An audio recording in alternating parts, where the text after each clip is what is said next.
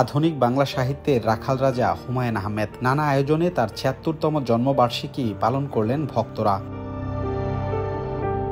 দুপুরে গাজীপুরের নুহাশপল্লীতে লেখকের স্ত্রী মেহের আফরোজ শাওন, দুই ছেলে নিনিত ও নিশাত হুমায়ুনের উপস্থিতিতে কবর জিয়ারত করা হয়। এ সময় হুমায়ুন আহমেদের শুভানুদ্দায়ী ও ভক্তরা উপস্থিত ছিলেন।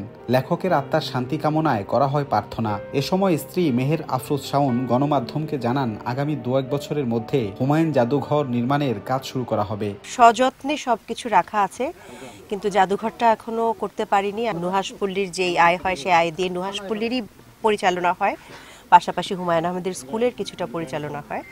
তো আমরা এখনো আশা করছি যে আগামী ১-২ বছরের মধ্যেই এটা শুরু করব এবং শেষ করব।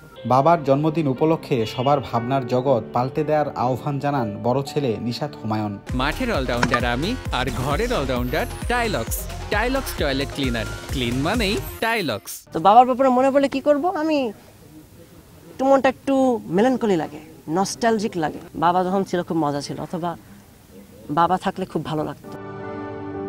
হুমায়ুন আহমেদের জন্ম ১৯৪৮ সালের ১৩ই নভেম্বর নেত্রকোনা জেলার মোহনগঞ্জে। লেখকের জন্মদিন উপলক্ষে নেত্রকোনায় হুমায়ুন ভক্তরা হলুদ পাঞ্জাবি আর নীল শাড়িতে হিমুরূপা সেজে নেচে গেয়ে আনন্দ শোভাযাত্রার আয়োজন করেন ভক্তরা। রাজিবুল হাসান, সময় সংবাদ।